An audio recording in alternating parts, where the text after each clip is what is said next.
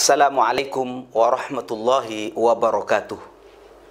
Bismillah, alhamdulillah, la hawla wa la quwwata illa billah.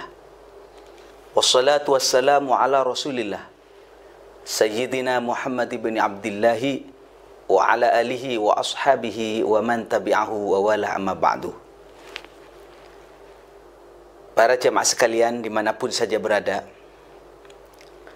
berbicara tentang i'jazul Quran atau mukjizat Quran, kehebatan Al-Quran, kesaktian Al-Quran, maka ini tidak akan selesai hanya sehari, 2 hari, bahkan seumur hidup saya tidak bakalan selesai berbicara tentang kehebatan Al-Quran. Dari hebatnya Al-Quran, saking luasnya makna yang terkandung di dalam Al-Quran, sampai dikatakan di dalam surat Al-Kahfi, "Qul law kana al-bahru bidadan li kalimati rabbi."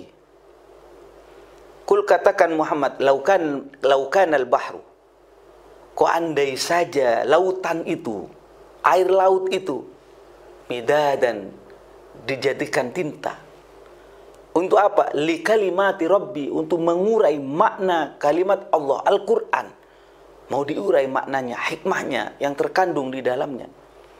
Lanafidal bahru, niscaya lautan itu akan kering.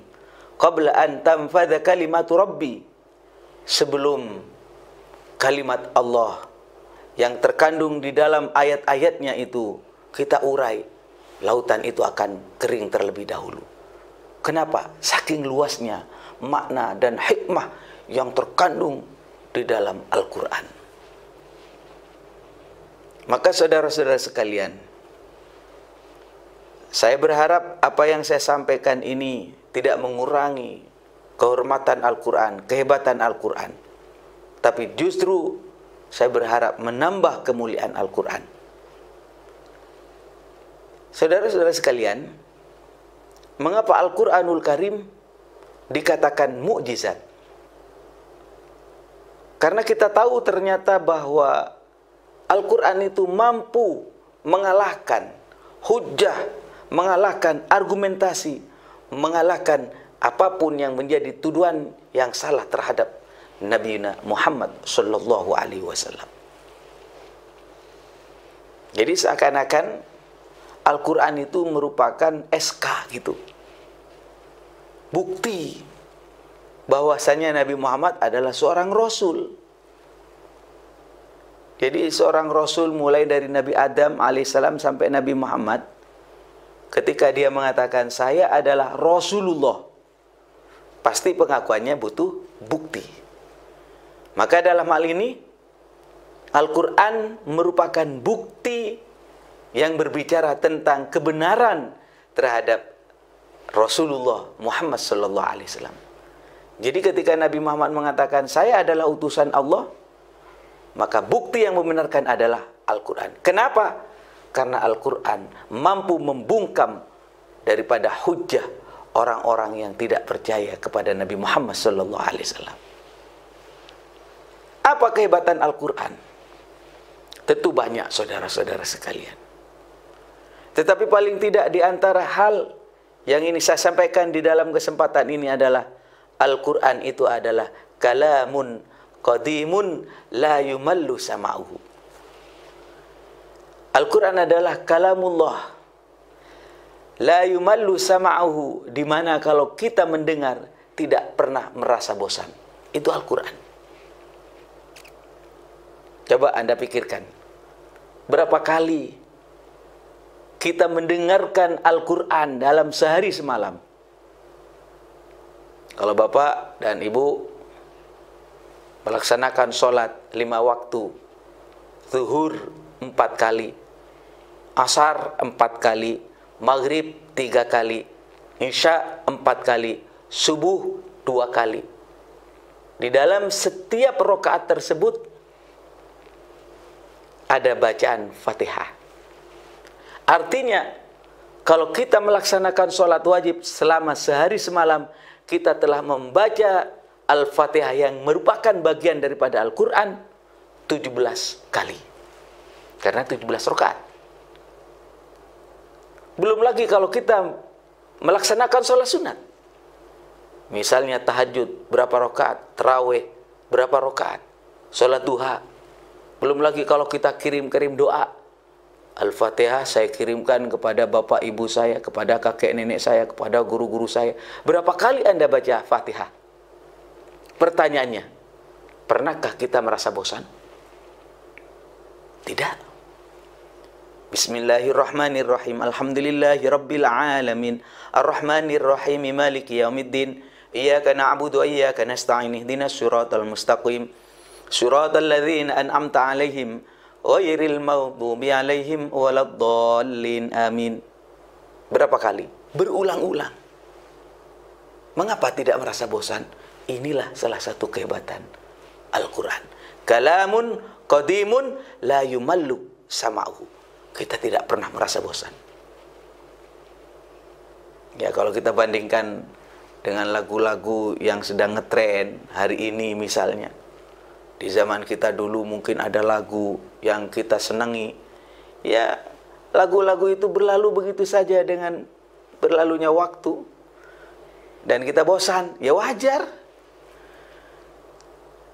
Karena itu saudara-saudara sekalian, di antara kehebatan Al-Quran yang perlu saya angkat selain yang saya sampaikan tadi adalah Al-Quran itu kalau dibaca, faham atau tidak faham, ngerti atau tidak ngerti, akan bernilai ibadah. Itu Al-Quran. Bernilai ibadah. Faham atau tidak faham, ngerti atau tidak ngerti. Bapak dan Ibu misalnya baca Al-Quran. Bismillahirrahmanirrahim. Ar-Rahmanu 'allamal Qur'an. Khalaqal insan. 'allamahul bayan. Baca Quran surat Ar-Rahman. Apa artinya? Nggak ngerti Pak Kiai. Kalau nggak mengerti, tetap dapat pahala. Bifahmin au bi ghairi fahmin. Faham atau tidak faham. Itu kehebatan Al-Quran.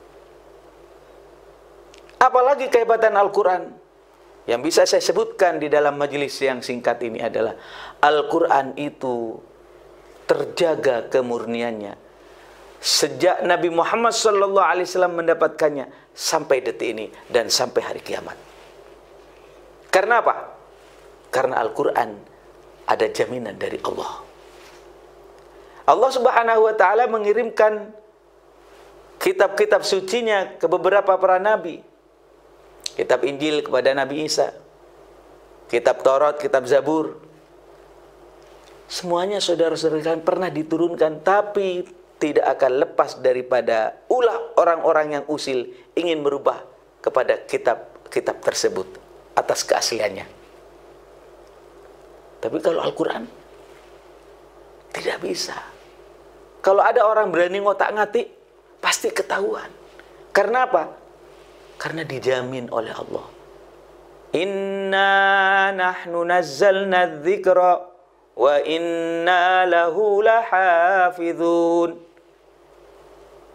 Inna nahnu nazzalna dzikra, sesungguhnya aku yang menurunkan Al-Quran itu, wa inna lahu lahafizun, dan saya yang akan menjaga kemurnian Al-Quran, keaslian Al-Quran.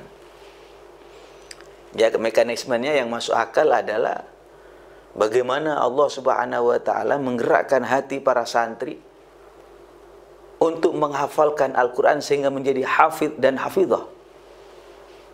Dan ini tidak dimiliki oleh agama lain, menghafalkan kitab sucinya. Allahu Akbar.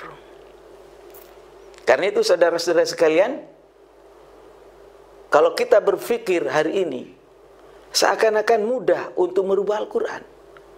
Kalau dulu mungkin Al-Quran ditulis di kertas dan tidak mudah untuk merubah di kertas tersebut karena harus punya percetakan misalnya. Sekarang kan Al-Quran sudah berpindah. Di HP-HP kita, di aplikasi-aplikasi Al-Quran. Banyak. Menurut akal lebih mudah untuk dirubah. Kadang-kadang ada kekhawatiran di dalam hati saya. Tetapi ketika Al-Quran mengatakan, Allah menyampaikan, aku yang akan menjamin kemurnian Al-Quran. Shadaqallahul adzim. Sampai detik ini kalau ada orang yang berani usil otak-atik tentang Al-Quran, merubah keaslian Al-Quran, kemurnian Al-Quran, pasti ketahuan. Pasti ketahuan. Di antara kehebatan Al-Quran apa itu Pak Kiai? Al-Quran itu antar satu surat dengan surat yang lain pasti sinkron.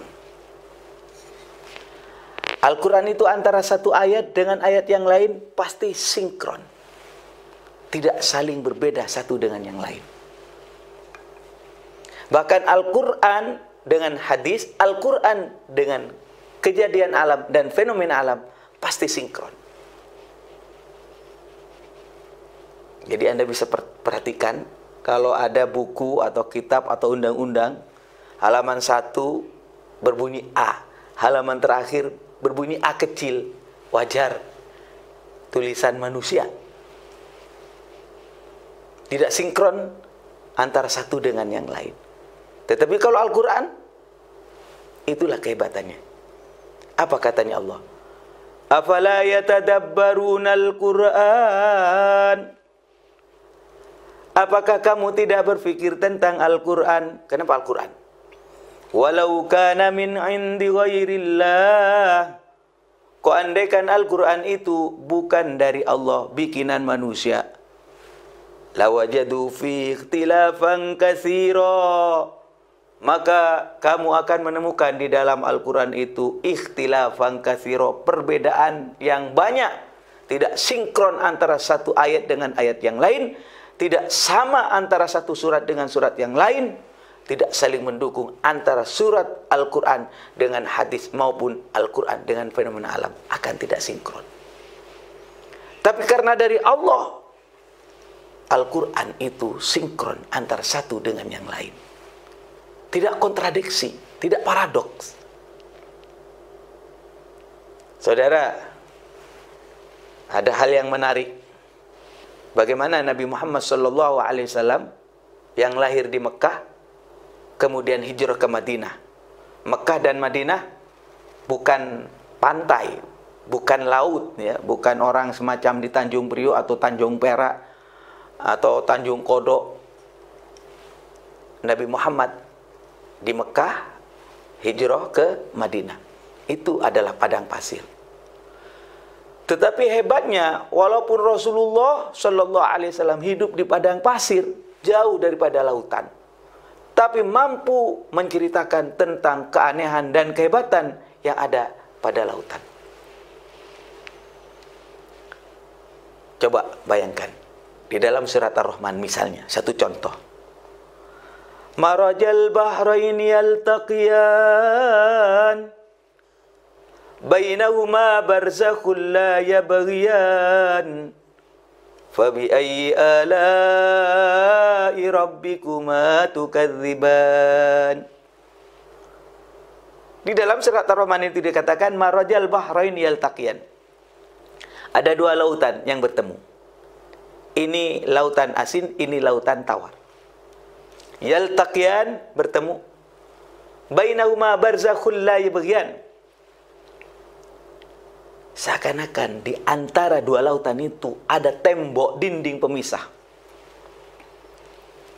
Subhanallah. Tidak menyatu, tidak. La ilaha illallah. Aneh bin ajaib ketika kita melihat di video-video yang beredar hari ini. Orang bisa melihat secara langsung bagaimana ada lautan ini tawar, ini asin, bertemu tapi tidak campur satu dengan yang lain.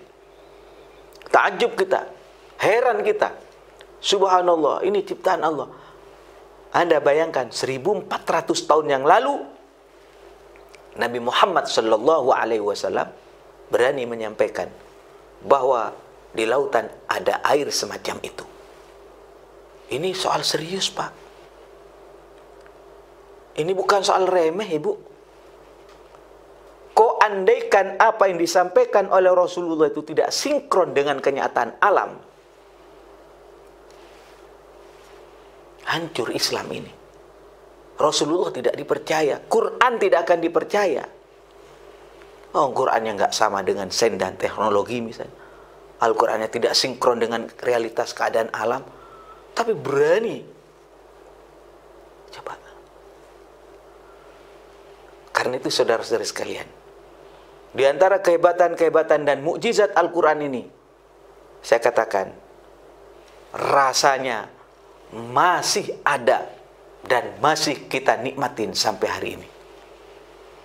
Jadi kalau misalnya mukjizat para nabi, para rasul yang dulu, Nabi Musa punya tongkat dilempar jadi ular, Nabi Musa punya tongkat, tongkatnya dipukul ke lautan, kemudian menjadi jalan raya. Mukjizatnya selesai ketika Nabi Musa juga menghadap Allah. Nabi Isa juga demikian. Nabi Ibrahim juga punya mukjizat. Para nabi dan para rasul punya mukjizat. Tapi selesai. Tidak awet. Tidak bertahan. Tetapi Al-Quran, Rasulullah sudah wafat, tapi rasa daripada kehebatan Al-Quran, kemukjizatan Al-Quran dirasakan sampai hari ini. Karena itu mari kita bersama-sama jaga Al-Quran ini. Mulai dari lingkungan kita, ajari anak-anakmu dengan Al-Quran. Kita yang masih belum bisa baca Al-Quran, belajar. Karena bagi kita diajarkan oleh Rasulullah, thalabul ilmi minal mahdi ilal lahdi. Orang belajar itu minal mahdi ilal lahdi. Ketika kita digendongan sampai kepada liang lahat, kita juga harus belajar. Kemudian yang kedua, mohon setelah belajar mengajarkan Al-Quran.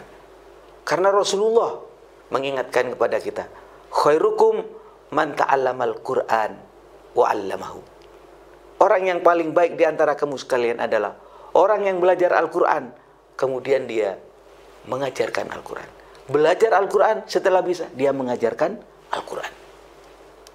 Selanjutnya saya mengingatkan dan mengajak kepada kaum muslimin dan muslimat, dimanapun saja berada, pada bulan Ramadan ini, mari kita tingkatkan bacaan Quran kita. Hatamkan bacaan Quran kita. Karena apa? Karena Quran ini akan menjadi syafaat. Al-Quran ini akan menolong kita di dunia, di dalam kubur kita, bahkan di akhirat nanti. Mudah-mudahan bermanfaat apa yang saya sampaikan, walaupun satu kalimat menjadi sebab untuk kita lebih dekat kepada Allah Subhanahu wa Ta'ala. Demikian penjelasan kami berkaitan dengan i'jazul Quran, kehebatan Al-Quran, mukjizat Al-Quran yang bisa kita rasakan di dalam kehidupan sehari-hari. Wallahul muwaffiq ila aqwamit thoriq. Wassalamualaikum warahmatullahi wabarakatuh.